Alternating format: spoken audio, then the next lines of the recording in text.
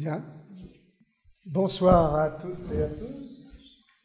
Et bon, je dois dire au départ que je suis extrêmement heureux, si vous voulez, d'être ici, parmi vous.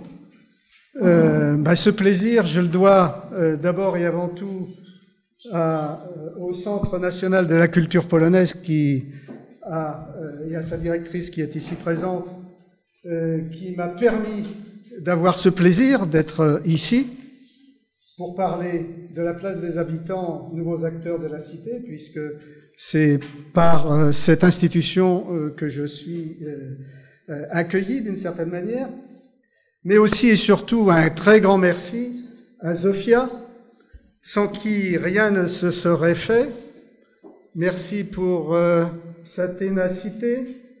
J'ai senti qu'elle avait un peu un esprit et une force de nos marins bretons qui bravent la mer et ses difficultés, car sans sa détermination à me convaincre de venir à Varsovie, eh bien, je n'aurais jamais fait le voyage jusqu'à vous pour parler finalement et discuter ensuite d'une question, d'un objet qui s'affiche au tableau, qui est celui de la compétence des habitants qui peut constituer une nouvelle force pour un aménagement durable de la ville. Alors, j'espère ne pas me tromper. Voilà. Alors, si vous voulez, comme les hommes, les villes sont mortelles. Ce pessimisme n'a plus cours aujourd'hui chez les acteurs de la ville qui reconnaissent pourtant leur incapacité à la gouverner, à mettre en cohérence la multitude des projets et actions développés par 1 million, 15 millions, même 50 millions d'habitants agglomérés. Comment faire en sorte, en effet, que les 3/4 des humains, c'est-à-dire 6 milliards d'urbains, d'ici à peu près 2050, ne dégradent d'une empreinte anthropologique mortelle les milieux naturels qui leur permettent de vivre? Comment n'en point faire des sources de conflits, de destruction massive? Comment restaurer la loi fondamentale de la sécurité qui nous permet de cohabiter ensemble dans une ville? Comment faire tenir ensemble, refonder à tout moment la chose publique, la res publica? C'est notre enjeu commun, habitants, citoyens. Avant de vous présenter une expérience qui fut instructive pour nous, il convient de prendre la marque séculaire de la mise à l'écart des habitants, comme disent certains auteurs, une douce violence, les détournant de leur cadre de vie pour poursuivre ensuite sur quelques repères pour agir. En effet, le plus ancien détournement fait des habitants a été réalisé par le Fordisme, soucieux de la demande urbaine. L'habitant est un consommateur solvable, asservi à la production industrielle. Au nom de la science, tout un ensemble de spécialistes ont parlé pour les habitants, les réduisant finalement au silence. Les réduisant au silence et en même temps apparaissant comme étant efficaces pour faire correctement la ville. L'habitant doit être heureux, enfermé dans la bulle du logement et de la voiture. Les habitants sont tenus à l'écart des soucis urbains, sont plongés dans un monde binaire de travail et de loisirs, résumé dans la doctrine de Le Corbusier, un architecte bien connu, qui dit « habiter, travailler, circuler, se reposer ». ou se reproduire. Une autre, et peut-être la dernière façon de détourner les habitants, agit, elle, sur l'offre urbaine. Et elle répond à 3 aspirations: loisirs, ségrégation, sécurité. La mise au point de ce dernier modèle a été faite aux États-Unis dans les années 1950 par des architectes, des chercheurs, j'en cite un ou deux, Gans, Venturi et un entrepreneur, Levitt. Leur méthode se résume à enquêter pour repérer les goûts des gens en matière de ville et de logement. Ils ont construit en quelque sorte un portrait robot de ces attentes, ce qui a débouché sur ces propositions, que vous voyez, les gated communities, c'est-à-dire un urbanisme fragmenté, ségrégationniste, qui érige des forteresses dont l'accès est contrôlé par des postes de police privés. Il ne faut pas désespérer, et en effet, on a vu apparaître aussi à peu près à la même époque une perspective, une voie implicative de l'habitant dans l'aménagement qui est née aux États-Unis dans les années 60, ce qu'on a appelé à l'époque l'empowerment. Elle désigne l'auto-organisation des défavorisés en groupe de pression. Sa démarche est la suivante. Par la discussion, on attire de nouvelles personnes à l'intérieur de cette communauté dominée, puis on lui transmet des outils intellectuels et pratiques leur permettant de transformer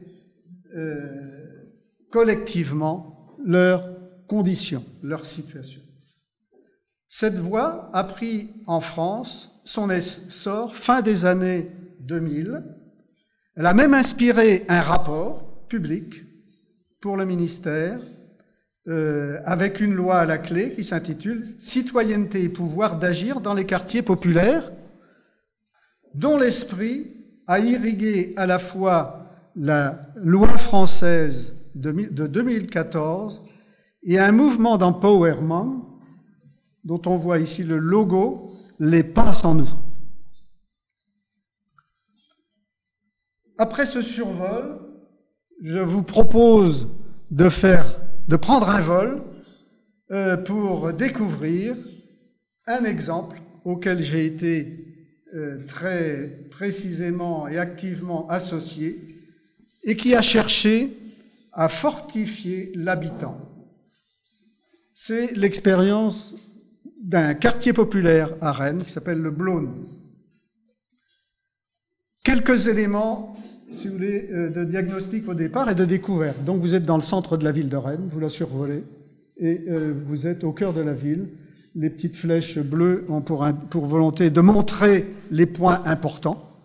Et sur la droite, la direction du quartier que l'on va prendre maintenant. Voilà le Blône, vu de haut, à partir de la campagne qui borde ce quartier. Et ce qui est vert ici, c'est l'indication d'une rocade.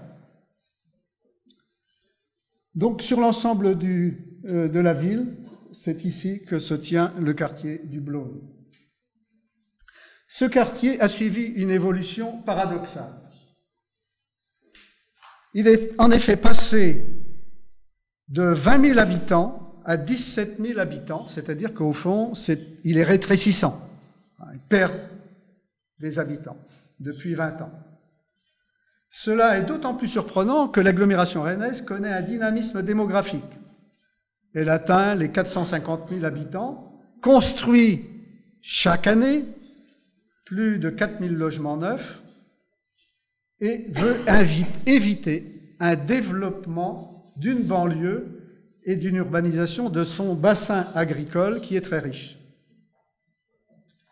Quelques indicateurs éclairants. Donc ici, je reviens en arrière. Ici, vous avez une pyramide. La pyramide marron, c'est la pyramide du début. C'est une pyramide de jeunes. Par contre, la partie plus grisée, c'est la pyramide d'aujourd'hui. Et elle fait apparaître, si vous voyez, le vieillissement de la population. Population vieillissante. Population pauvre.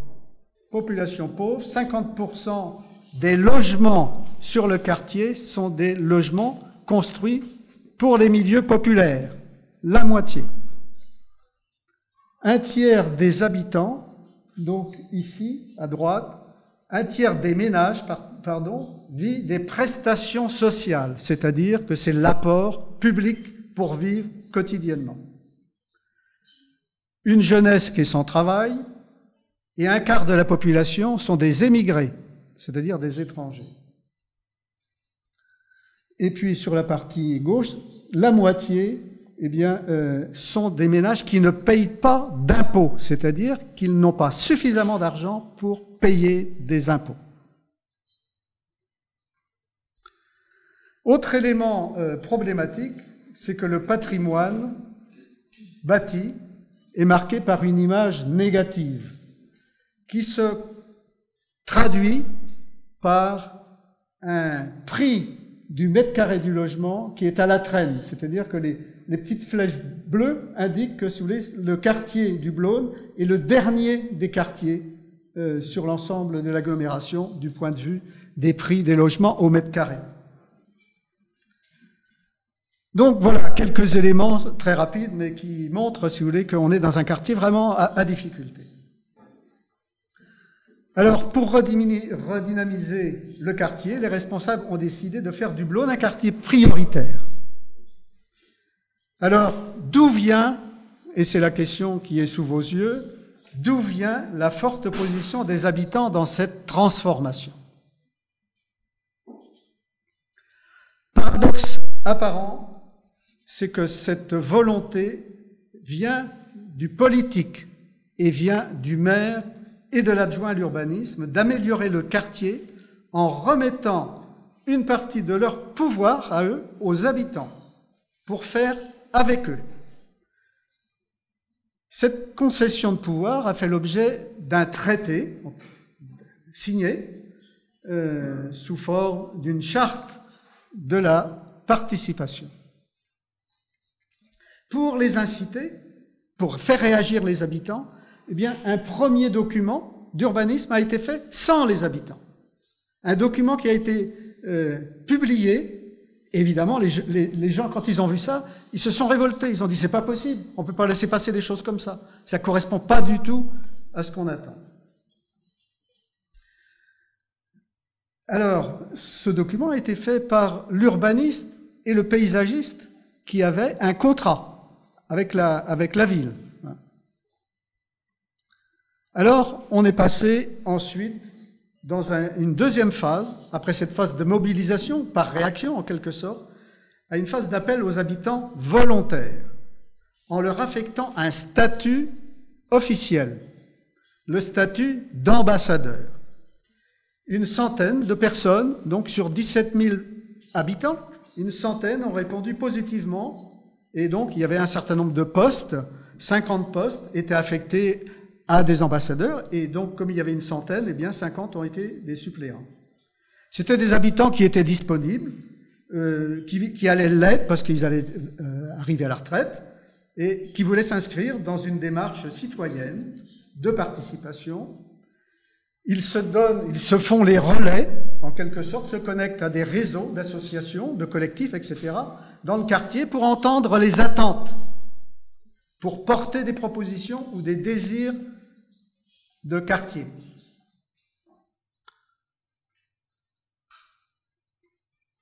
Surtout, ces relations nouvelles font l'objet d'un contrat, d'une charte de la participation, de la concertation. Elle constitue le cadre de référence pour permettre à chacun des partis, les habitants et le pouvoir politique, eh bien, de discuter, de se situer, d'avoir un statut et de clarifier ce statut quand à la fois les ambassadeurs et puis le pouvoir discutaient ensemble. Donc, si vous voulez, ça, c'est la première instance importante. Hein. Donc, un relais public, reconnu comme public, des ambassadeurs qui sont des bénévoles volontaires. Ensuite, quelque chose de très important, c'est le deuxième élément essentiel dans l'organisation, un atelier urbain, qui est l'opérateur, le support de la place centrale des habitants dans la démarche. Donc, je vais m'arrêter quelques instants pour décrire. Donc, ici, vous avez quelques images qui montrent, si vous voulez, le lieu, l'intérieur du lieu et l'extérieur. 4 fonctions principales, 4 vocations pour cet atelier. Premièrement, il est l'expression de la volonté du pouvoir municipal. Il a en effet un contrat cadre de 4 années, 4 ans, pour travailler. Donc il a le financement, il a l'assurance de l'action qu'il va pouvoir mener dans la durée, et tout cela doit être compatible, ce qui est proposé doit être en accord, bien sûr, avec la volonté politique et avec l'attente des habitants. Vous voyez que c'est compliqué. Deuxièmement, il est porté par 2 institutions, cet atelier urbain. Premièrement, une institution métropolitaine, une agence d'urbanisme de Rennes, ce qu'on appelle l'AUDIAR, A-U-D-I-A-R, et l'autre, une instance universitaire, l'IAUR, l'Institut d'aménagement et d'urbanisme de Rennes. Donc, 2 instances le portent. Troisièmement, sa mission à cet atelier, c'est de faire accéder les habitants au statut d'expert, de maître d'usage, d'expert d'usage. Alors, on reviendra là-dessus. Pour cela, l'atelier, eh bien, s'est efforcé d'éveiller, de former aux démarches d'analyse urbaine de l'aménagement, de susciter l'expression des idées, peu importe les idées, mais qu'on parle d'aménagement pour le quartier, de maintenir constantes les relations entre les ambassadeurs, les structures administratives et opérationnelles de la ville, hein, parce que c'est eux qui font, c'est les professionnels, les urbanistes, les paysagistes, etc. Fournir tous les supports adaptés, nécessaires pour les ambassadeurs, de manière à ce qu'ils n'aient pas à faire des écritures à la fin d'une réunion, par exemple, pour qu'ils n'aient pas à aller chercher des crayons, etc. C'est l'atelier urbain qui gère ces problèmes, hein, qui fait les comptes rendus de réunion et qui les transmet à tout le monde, de façon à ce que la mémoire soit bien précise. Et cet atelier urbain ne cesse de solliciter les habitants, de les organiser dès qu'ils veulent faire quelque chose. 4e élément et dernier élément, s'agissant de cet atelier, effectivement, 2 espaces. L'un d'une quarantaine, donc en haut à gauche, de mètres carrés, c'est pas grand, mais c'est au cœur du quartier, au sein d'un équipement culturel important qui s'appelle le Triangle. Puis ensuite, quand il a fallu aller dans la proximité, on a mis cette petite caravane en place pour aller directement sur le terrain. Elle est itinérante. Elle permet donc à la fois de venir auprès des gens pour transmettre des informations, mais aussi pour faire parler les gens. Bref, erreur. Erreur, c'est de ma faute. Bref, où est-ce qu'on en est là? Là, je déconne. Bon, repartons au point de départ.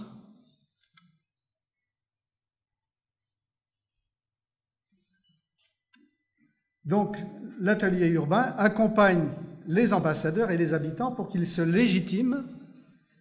Excusez-moi, j'ai fait une erreur de manipulation. Voilà, et on avance ici. Voilà. Ok, merci.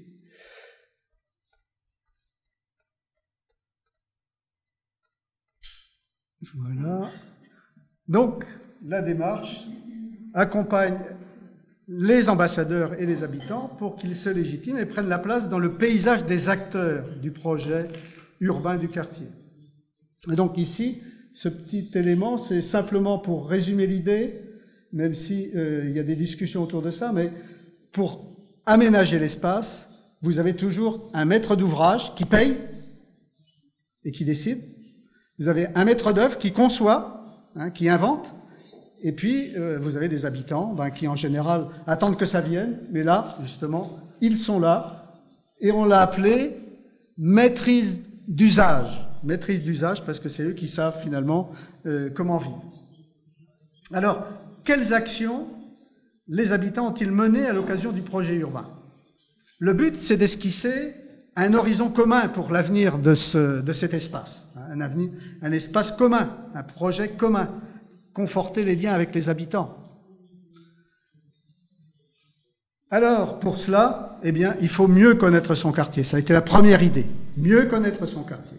Donc, l'atelier a organisé des promenades, et puis des ateliers thématiques, créatifs, en bas des tours. Il s'agissait de libérer la parole des gens. Les participants écrivent leurs usages pour leur logement, les déplacements, leur fréquentation des services, etc., des bâtiments publics. Ils tracent sur des plans, ce qu'on fera peut-être demain, eh bien, là où ils se déplacent. On fait des cartes de synthèse, etc. Et on découvre ainsi petit à petit les forces et les faiblesses, les atouts et les manques, finalement, pour le quartier, là où il y a des problèmes. Donc il s'agit de repérer là où il y a des difficultés, il y a des problèmes. L'atelier urbain a aussi organisé une enquête de porte-à-porte. 1000 questionnaires ont été remplis, soulevés par des enquêteurs en discussion directe, en face à face, avec les habitants. Et donc le résultat est celui-là. L'objectif, c'était quoi? Eh bien, c'était de préciser le diagnostic sur le cadre bâti du Blône.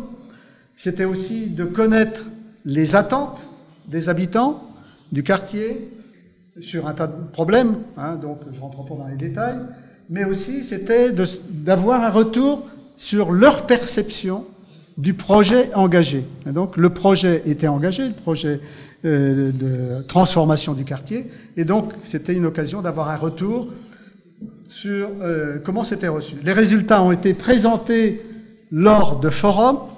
On organisait des forums, des rencontres avec l'ensemble de la population, où on a eu entre 600 habitants, 300 habitants qui venaient pour discuter. Donc voilà, ça a été une première idée. Une seconde idée, imaginer et concevoir. Une autre idée, ça a été de faire des propositions.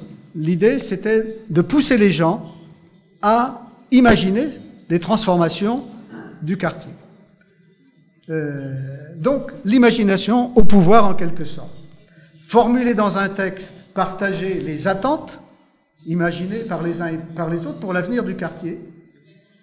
Soutenir ce récit et faire en sorte, si vous voulez, qu'il soit porté vers ceux, c'est-à-dire les urbanistes et architectes, qui dessinaient les plans, de façon à ce qu'on n'oublie pas les propositions des habitants, de façon à ce qu'elles soient intégrées. Donc, si vous voulez, on débouchait sur ce genre de choses, c'est-à-dire qu'en fait, les formulations du plan, en discussion avec les habitants, se traduisaient sous forme de ce qu'on a appelé un plan guide. Jamais un plan définitif. C'est-à-dire un plan qui était repris. Et ici, vous avez le 5e plan qui a été repris, donc avec des ajouts, des critiques des habitants à chaque fois, de manière à répondre au mieux, si vous voulez, aux attentes des gens. Donc, il s'agissait de soutenir finalement ces discussions, ces propositions, et que ces traductions soient bien faites. Il s'agissait aussi de produire des supports communs au quartier. Alors comment? Alors différents types de supports. Ici, par exemple, on a utilisé ce qu'on appelle les maquettes. Réaliser des maquettes pour disposer de références et en faire des supports de discussion, comme vous voyez là. Donc on discute autour des maquettes, des représentations, de ce qui se passe, de ce qu'on pourrait transformer. On a fait aussi des jeux de Monopoly, hein, par exemple ici, des jeux de Monopoly. On a aussi des habitants se sont dit, tiens, il faut qu'on transforme un petit peu des choses. Et donc là, on a tricoté des chaussettes à arbre, par exemple. Hein. C'est les habitants qui ont trouvé cette idée-là, de façon à surprendre, de façon à dire, eh bien, on peut transformer. Hein, c'est pas simplement d'attendre, on peut faire des choses avec ce qu'on sait faire, nous. On a aussi sollicité évidemment les enfants, comme partout, hein, pour expérimenter leur pouvoir, aussi à eux. Hein, et donc là, ils ont fait ce qu'on appelait une carte subjective, c'est-à-dire qu'elle ne correspond pas finalement au quartier, mais c'est leur... Et le quartier rattaché à la ville. C'est leur manière de se représenter l'espace, et c'est très important. Et puis aussi, c'était un quartier neuf. Hein, il est né dans les années 1970, et à cette occasion, on avait tout effacé de ce qu'il y avait auparavant. Donc, il n'y avait pas de mémoire. Et des habitants ont voulu écrire collectivement, ensemble, l'histoire de leur quartier. Et puis, l'éditer à la fin dans une forme de beau livre, une sorte d'album, finalement, pour montrer que leur quartier peut faire de belles choses. Alors, autre idée importante, c'était de faire en sorte que le quartier du Blône reste constamment ouvert au monde extérieur. Donc, être accueillant aux apports externes pour diversifier les propositions pour le quartier. L'objectif, eh bien, c'est de créer des occasions pour faire converger dans la démarche les acquis, les expériences et les réflexions de mondes très divers. Loin de nous, l'idée que sur le quartier, eh bien, c'était le seul lieu de ressources. Bien sûr, les habitants du quartier, mais les habitants confrontés en discussion avec d'autres. Quelques illustrations. Ici, donc, l'accueil de délégations, puisque à un moment donné, c'était un lieu où des gens de d'autres villes venaient, des élus, des professionnels de l'aménagement, à l'occasion de congrès, etc., qui se tenaient, eh bien, étaient organisés des balades, comme on disait, pour présenter la démarche et découvrir le quartier. Autre événement, un groupe de jeunes architectes va faire une résidence de 15 jours et va réaliser des constructions en bois. Une baraque, hein, donc avec les jeunes du quartier.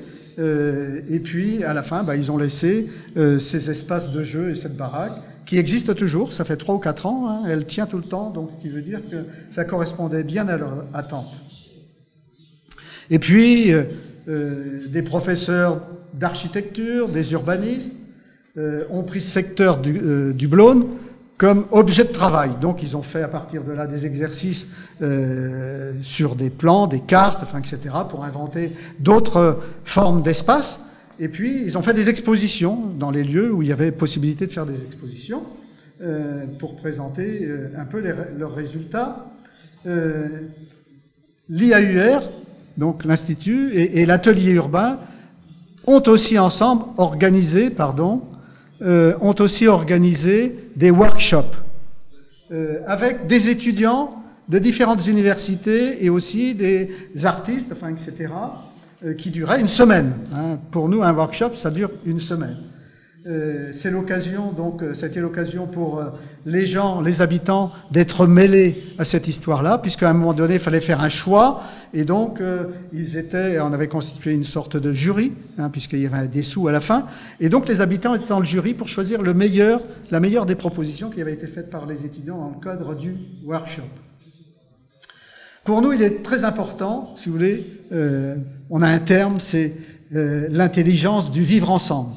Dans la cité, c'est l'intelligence du vivre ensemble. Et donc, l'idée, c'est que les habitants, à ces occasions, quand ils font des choses, eh bien, ils soient avec des professeurs, des étudiants, enfin, etc. Et que petit à petit, ces deux mondes se domestiquent en quelque sorte. Hein. Donc ils s'apprivoisent, ils ont l'habitude d'être ensemble, ils discutent, enfin, etc.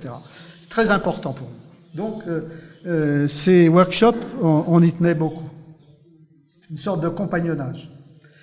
Autre élément extrêmement important pour nous, c'est ce qu'on a appelé l'école du voyage. L'école du voyage, ça vient d'un urbaniste anglo-saxon, anglais, qui s'appelait Geddes, qui était pas du tout versé dans l'urbanisme au départ, mais qui pour nous est très intéressant puisqu'il a organisé lui aussi cette idée du voyage et c'est pour ça qu'on a retenu cette idée-là. On est allé sur plusieurs destinations avec quand même 70 à 100 personnes. Hein. C'était pas 3 ou 4, hein, c'était 100 personnes. Ici, on est en avion, 100 personnes hein, qui ont pris l'avion pour aller à Barcelone et puis à Berlin. L'objectif, c'était quoi? C'était de faire voyager ensemble des habitants, ambassadeurs, une cinquantaine, totalement pris en charge, pour découvrir ces villes et voyager avec des entrepreneurs, des promoteurs, des urbanistes, des étudiants, de façon à causer ensemble. Pour nous, c'est très important. Il faut que les gens se parlent. Et il faut du temps pour se parler. Et donc, tout ce monde-là, durant le séjour à Barcelone notamment, comme ici, eh bien, il y a des moments de regroupement.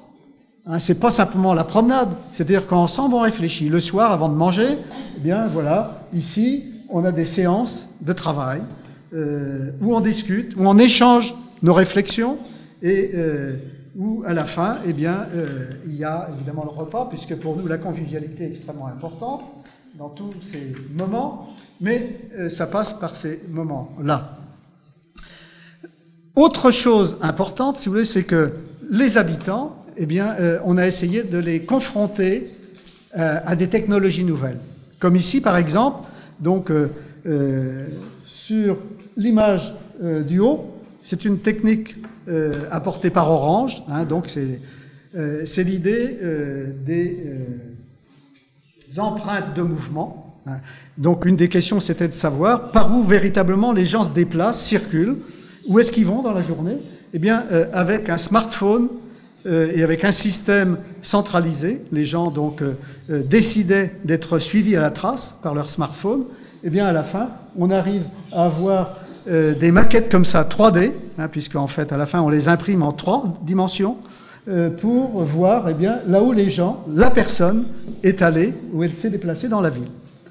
Et puis, sur celle en bas, c'est un autre système qui a été aussi utilisé sur le quartier. C'est une maquette 3D faite par un autre groupe, hein, d'Asso Systèmes qui travaille sur la ville, à côté du quartier, et donc qui a amené ces maquettes 3D qui permettent, quand il y a une transformation, qu'on souhaite introduire quelque chose qui transforme le quartier, on peut l'intégrer et on voit immédiatement la maquette qui introduit ça et qui se transforme en hauteur, enfin, etc. C'est assez interactif et c'est intéressant aussi. Que les habitants eh bien, soient tenus, je dirais, en haleine par ces propositions, ces suggestions-là. Parce que l'idée, c'est de les mobiliser, c'est qu'ils viennent, c'est qu'ils sortent et c'est qu'ils nous accompagnent. Alors, au bilan, eh bien, on peut penser que cette mobilisation n'a pas été vaine et a conforté la place de l'expertise d'usage dans la transformation du quartier. 2 exemples. Premier exemple, les apports des voyages, notamment sur la forme centrale future du Blône, eh bien, a été apporté par ce qu'ils ont vu à Barcelone. À Barcelone, ils ont vu une Rambla. Je ne sais pas si quelqu'un d'entre vous connaît Barcelone. C'est un grand espace public où les gens marchent, mais aussi il y a des vélos, mais aussi il y a de la voiture, mais aussi il y a du shopping, enfin, etc. C'est très vivant. Eh bien, leur idée aux habitants, ça a été de dire, nous qui n'avons pas d'espace public dans notre quartier, on veut une Rambla. Et ça a été discuté et ça a été décidé. Elle n'est pas réalisée encore, mais dans les années qui viennent, maintenant, c'est une certitude. Donc, ici, vous avez un petit peu, donc c'est en projection, mais l'idée c'est de transformer ce que vous avez ici aujourd'hui, avec une station de métro qui est un peu au centre, mais qui est quand même triste, en quelque chose qui sera de cet ordre-là. Alors,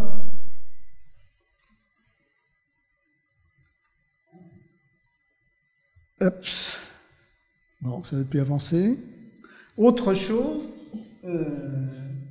une forme de dialogue aussi est possible entre les habitants et les urbanistes.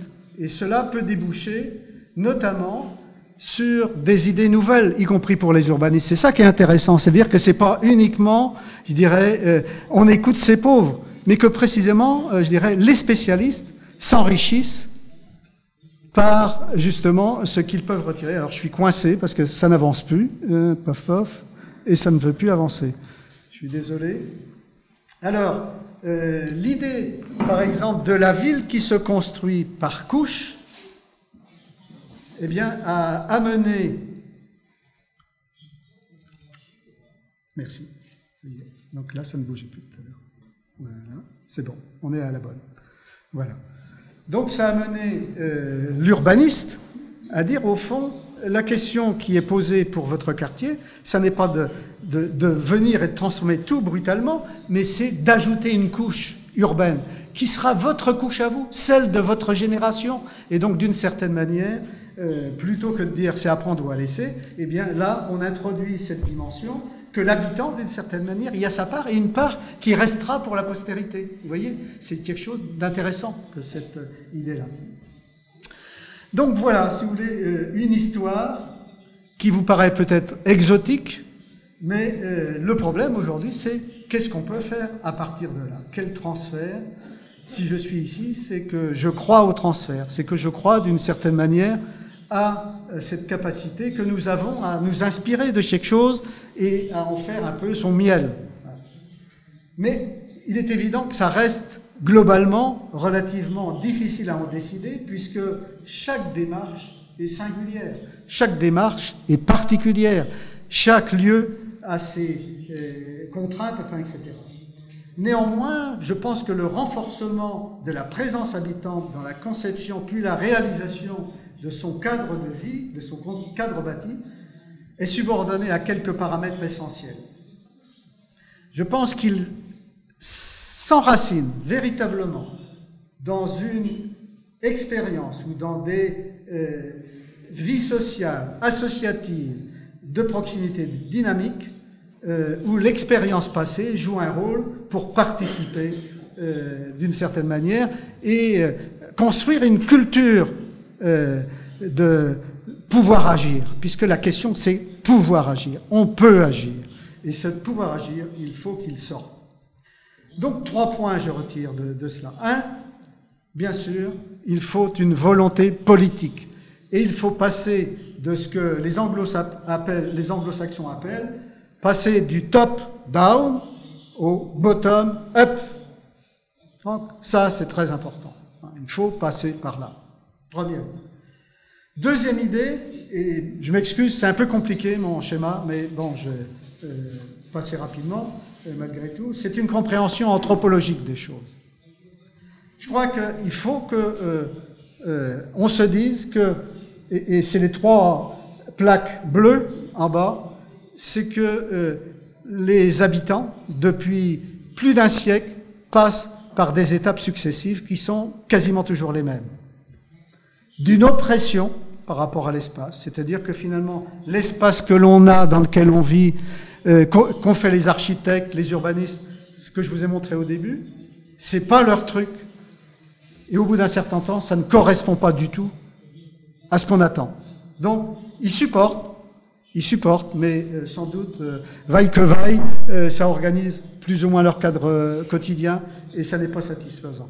Et à un moment donné, ça commence à bouillir, et donc il passe à ce que j'appelle la sédition, la rébellion, le conflit qui devient ouvert.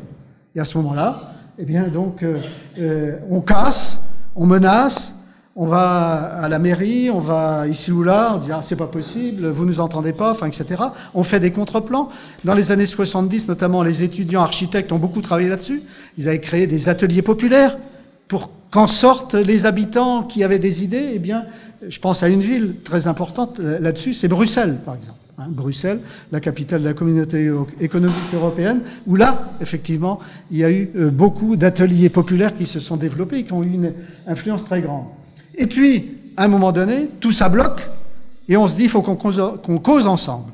C'est ce que j'appelle le temps de la Constitution, c'est-à-dire où on passe un traité, où on négocie des compromis, et par exemple, je pense qu'aujourd'hui, on est à ce compromis, c'est-à-dire que où les pouvoirs qui décident se rendent compte que les habitants, eh bien, ils ont des idées sur l'usage, ils connaissent bien l'usage des espaces existants.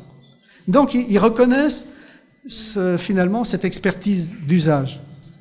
Mais là où ça coince, et où là on va avoir des problèmes qui sont devant nous, eh bien, c'est les problèmes, je dirais, de maîtrise. C'est-à-dire qu'on n'accepte toujours pas que les habitants viennent à la table de la maîtrise. C'est-à-dire où on est celui qui paye, où on est l'urbaniste, l'architecte, le paysagiste et j'en passe, et où l'habitant, ou ses représentants, puissent discuter d'égaux à égaux. Là, il n'en est pas question. J'ai vécu une ou deux situations en dehors de ce que je vous explique là, où il y a eu ces situations qui ont fonctionné, mais c'est très particulier. Donc je pense que demain, là, on va avoir de sérieux problèmes. Et donc, toute la question, pour nous, c'est comment faire en sorte que la maîtrise d'usage soit légalement et légitimement reconnue, y compris dans le droit. Là, c'est une question très lourde. De dire c'est facile, y passer, c'est beaucoup plus difficile. Donc ça, c'est la question de la compréhension anthropologique dans laquelle on essaye de placer où est finalement le conflit. Et dernier élément du transfert, c'est des propositions urbanistiques qui tournent la page définitivement à la pratique de la planification classique, que vous avez connue, que nous avons connue, que d'autres pays connaissent toujours bien, dans la transformation urbaine, pour introduire tout à fait autre chose qu'on a toujours oublié, qui sont bien sûr l'imaginaire des gens, parce qu'on ne vit pas dans un plan, on vit dans un imaginaire. C'est très important l'imaginaire. Celui-là, on l'a mis entre parenthèses depuis longtemps. Eh bien, il faut introduire aussi les conflits, il faut introduire les peurs, il faut introduire les replis, comme les envies des habitants. Donc, réintroduire tout cela amène à modifier les doctrines. Je vous ai parlé de la doctrine sédimentaire, et à ce propos, ici à Rennes, on a introduit un autre élément qui est ce qu'on appelait la ville archipel, c'est-à-dire, parce que précisément la question de la ville verte, de la ville où la nature ne soit pas réduite à une peau de chagrin, eh bien, qu'elle puisse continuer à vivre, parce que sinon on va crever dans la ville. Et la question est là, c'est finalement comment faire en sorte que la nature puisse aussi être présente non seulement autour, mais dans la ville, que la biodiversité continue à exister dans la ville. Je vous remercie de votre attention.